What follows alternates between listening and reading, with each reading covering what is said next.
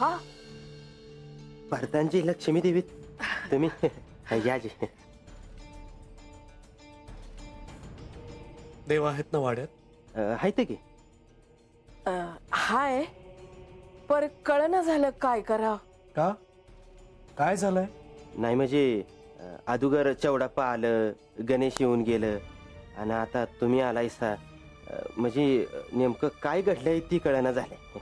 काहीही झालेलं नाही. श्री खंडेरायांना भेटायचं होतं आणि बानूची देखील भेट होईल म्हणून आलो आहोत. असं असं नाही म्हणजे आता समधी जण येत्यात आणि एकच सांगतात का देवीनी बोलिवलंय देवीनी बोलिवलंय. नाही, आम्ही सहजच भेटायला आलो आहोत. असं होय, मग भेटतील ते. हो, कुठे आहेत ते? आत आहेत की. हा पर आत कुणाला सोडायचं नाही असं सांगितलंय त्यांनी. आता तुम्हाला कोण अडवणार नाही. काळजी करू नका, श्री खंडेराय तुम्हाला काहीही बोलणार नाहीत. आम्ही त्यांना भेटून येतो. जी.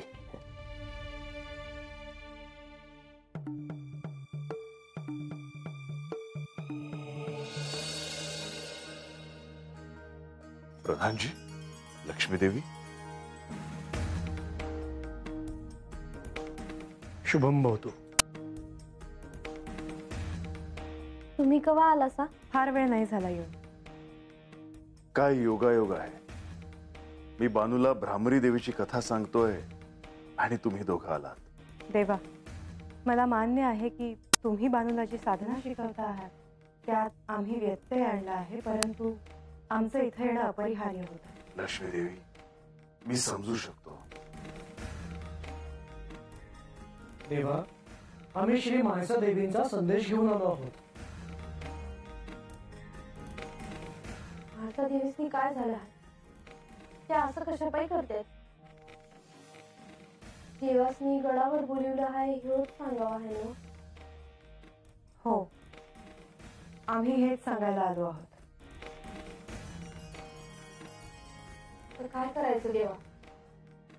श्री मानसा देवींनी संदेश पाठवला आहे, त्याआधी त्यांचं नक्कीच महत्वाचं कारण असणार. निर्णय आपल्याला घ्यायचा आहे. प्रधानजी, आता आपण काय सुचवाल? म्हणजे बानूला मी जे काही शिकवत आहे ते इथेच थांबून गडावर यावं की इथे थांबावं? देवा, आपण माझं मत विचारलं होतं म्हणून सांगतो. आत्ता आपण आमच्या बरोबर गडावर चलावं.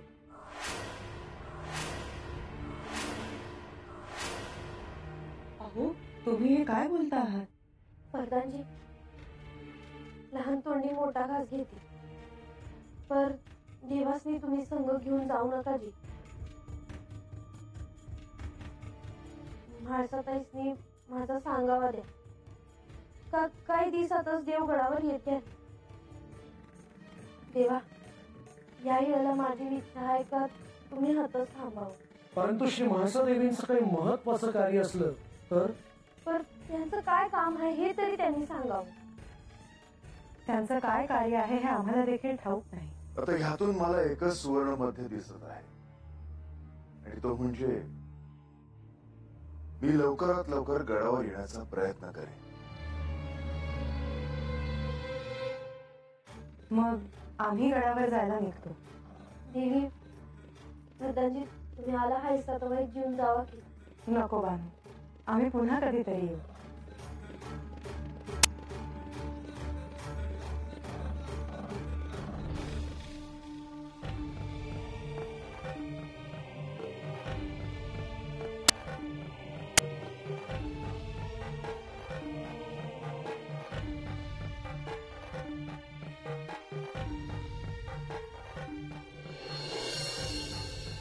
देवा, तुम्ही मला देवींची गोष्ट सांगणार होता असं म्हणलं होता, पर त्या अगोदर मी तुम्हाला विचारू का जी?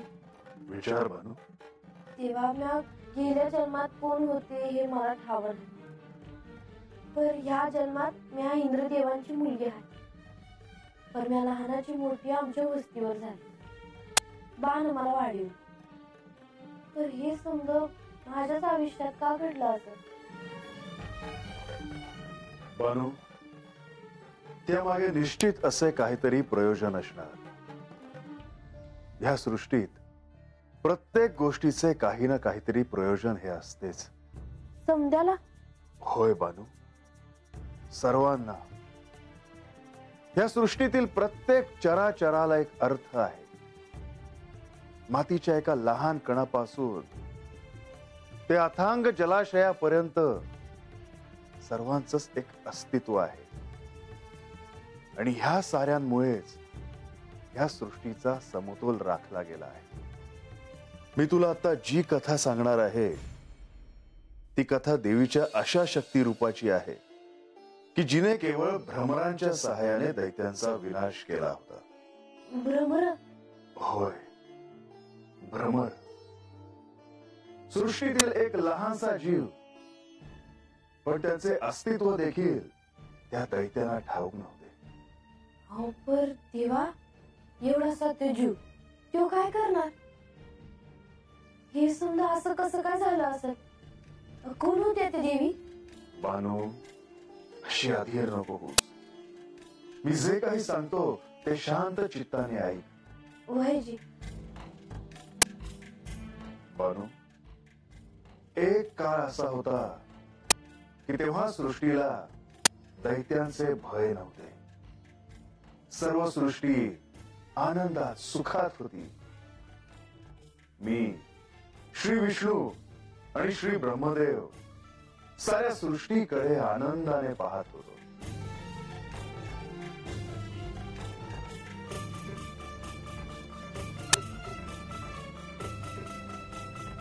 माधवा, महादेवा, सगळी सृष्टी जणू चैतन्यात न्हावून निघाल्यासारखी दिसते. सगळीकडे उत्साह, शुभ, मंगलता दिसते. होय ब्रह्मदेव, खरोखरीच सगळीकडे शुभ वातावरण आहे. सर्वदूर देवतांचं पूजन होत आहे आणि म्हणूनच सगळीकडे प्रसन्न वातावरण असावं.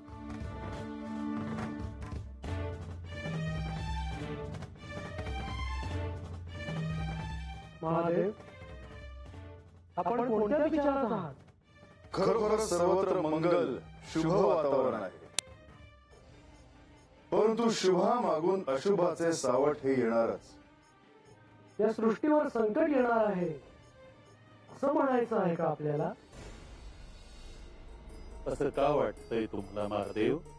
आपण तर हे जाणताच की ह्या सृष्टीत प्रत्येकाचे एक स्थान आहे, प्रत्येकाला एक अर्थ आहे. तसेच प्रत्येकाचे एक अस्तित्व आहे. होय, ते जसे देवांना आहे तसेच ते दैत्यांनाही आहे.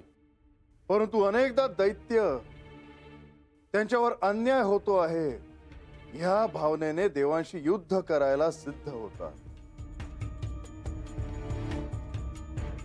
परंतु त्यासाठी हा मार्ग नव्हे. तसे झाले तर साऱ्या सृष्टीचे अस्तित्वच पणाला लागेल.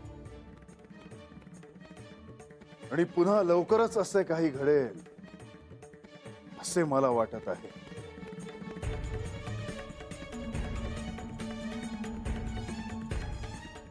देवा, तुम्ही त्या स्नेह असं का म्हणलासा? का काय बाय वाईट घडणार आहे म्हणून?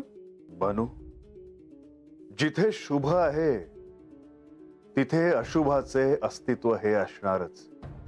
हा या सृष्टीच्या निसर्ग चक्राचा नियमच म्हणावा लागेल. पर तेव्हा तर समधे सुखात राहत होते, समधीकडे चांगलं चाललं होते. बानू, आणि अशाच वेळी बऱ्याचदा अहंकार जन्माला येतो. आता आपण सर्वश्रेष्ठ आहोत अशी भावना जन्माला येते आणि त्या अहंकाराचा सर्वनाश करण्यासाठी देवांना धावून जावं लागतं. देवांना अवतार घ्यावा लागतो. आणि त्याच वेळी अशीच परिस्थिती निर्माण झाली होती. सर्वदूर देवांचे शासन होते, सर्वत्र मंगल वातावरण होतं. सर्वजण सुखात होते, परंतु दैत्य कुळात मात्र अस्वस्थता होती. दैत्य कुळात देवांचा शत्रू अरुण, ज्याचा निवास पाताळात होता, त्याच्या मनात केवळ एकच इच्छा होती की देवांचा पराजय करायचा. देवांचा पराजय करण्यासाठी तो कधी निराहार, तर कधी जलावर, तर कधी वायूवर घोर तपश्चर्या करत होता.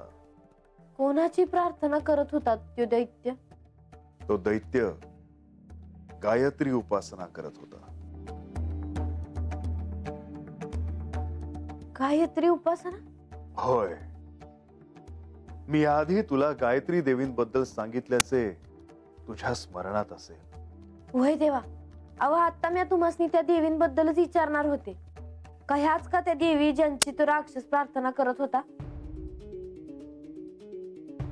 देवी गायत्रीची कठोर तपश्चर्या करत असताना एक क्षण असा आला की त्याच्या शरीरातून अग्नी प्रकट झाला आणि तो साऱ्या सृष्टीला जाळू लागला. साऱ्या सृष्टीचे अस्तित्व पणाला लागले होते.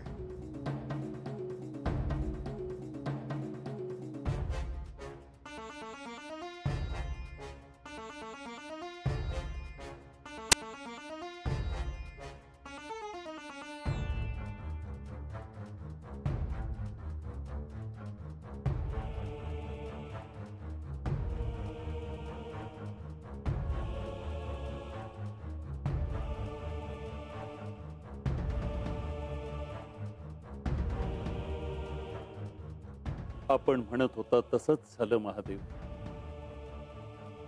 अरुण नावाचा दैत्य त्याच्या मनातील आसुरी इच्छा पूर्ण करण्यासाठी तप करतोय. सगळ्या दैत्यांची एकच इच्छा असणार, आणि ती म्हणजे त्यांचे साम्राज्य हे सारा त्रैलोक्यात असावे. दैत्यांच्या मनात हेच आहे की त्यांच्यावर अन्याय होतो आहे, आणि म्हणून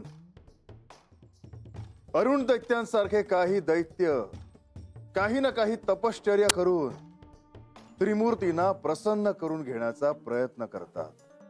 महादेव, हा दैत्य तर भगवती गायत्री देवींचा उपासक आहे. भगवती गायत्री देवी या जगन्माता आहेत, भक्तांवर अनुग्रह करणाऱ्या आहेत. गायत्री देवींची उपासना अत्यंत प्रबळ आहे. ती केल्याने मनुष्य पापमुक्त होतो आणि त्याच्या कामनांची प्राप्ती होते. होय, आणि ब्रह्मदेव, तुम्हाला त्या दैत्याला वर द्यायला जावेच लागणार. आणि अर्थात भगवती गायत्री देखील असणारच. त्याने देखील अमरत्व मिळवण्याचा वर मागू नये म्हणजे झालं. हो, कारण त्यांनी असा वर मागितला तर साऱ्या सृष्टीला मोठ्या संकटाला सामोरं जावं लागेल.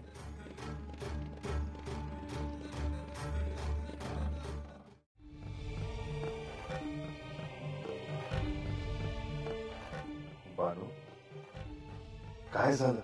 काय नाही देवा. मनात जे काय असेल ते स्पष्टपणे बोल, निसंकोचपणे सांग. देवा, दर वेळेला असा कोणीतरी राक्षस हे समज करतोय आणि देवासनी त्यांचं म्हणणं पुरं करावं लागतंय.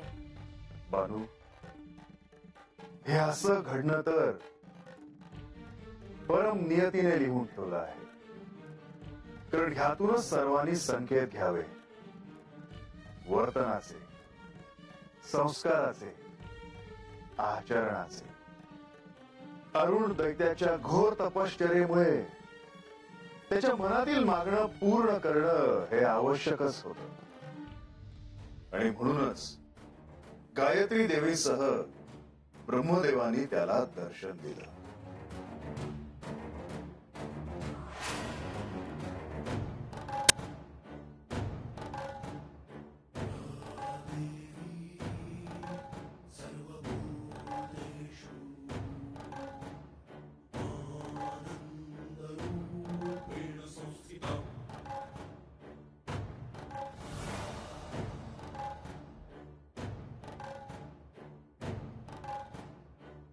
दैत्यारुण,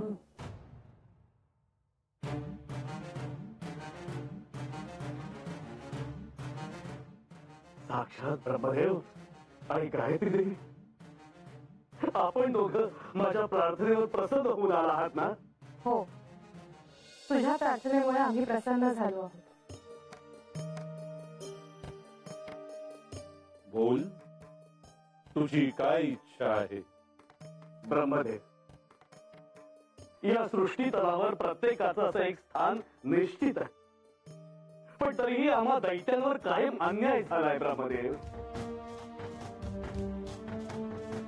तुला असे का वाटते आहे हे ठाऊक नाही, परंतु तू स्वतःचा असा समज करून घेऊ नको. नाही रे, हे मला मान्य नाही, आणि म्हणूनच दैत्यांना न्याय मिळावा म्हणून मी हे तप केले आहे. तुझी काय इच्छा आहे? मला अमरत्व प्राप्त व्हावं अशी माझी इच्छा आहे. ते शक्य नाही. जो जन्माला आला आहे त्याला मृत्यू अटळ आहे. तू दुसरा एखादा वर माग. असं असेल तर मग मला असा वर द्या की ज्यामुळे माझा मृत्यू कधी युद्धात होणार नाही. कुठल्याही अस्त्राने, कुठल्याही शस्त्राने माझा मृत्यू होणार नाही. स्त्री, पुरुष, द्विपाद, चतुष्पाद प्राणी कुणाकडूनही मला मरण येणार नाही. मला इतकं बलवान करा की मी देवालाही जिंकू शकेन. जर तुला हाच वर मिळावा अशी इच्छा असेल तर तसंच होईल. परंतु तू याचा पुन्हा एकदा विचार करावास. नाही देवी, नाही. मला हाच वर मिळावा देवी, हाच वर मिळावा. तथास्तु.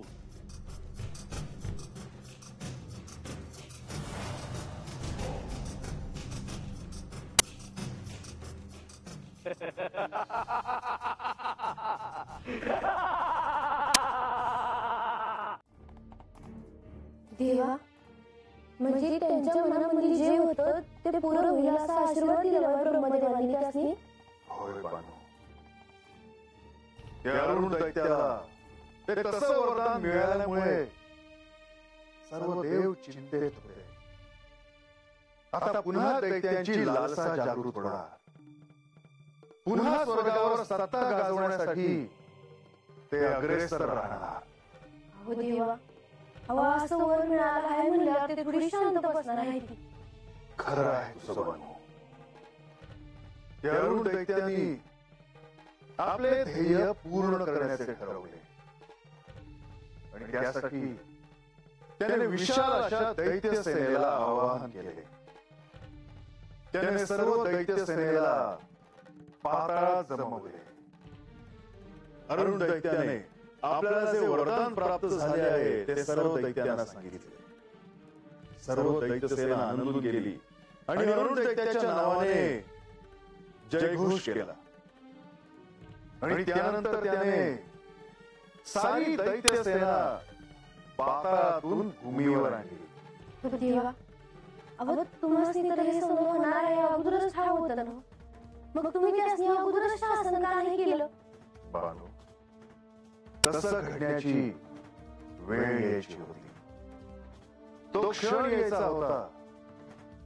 त्याला कोण आणि कसे शासन करणार हे त्या परम नियतीने लिहून ठेवले होते.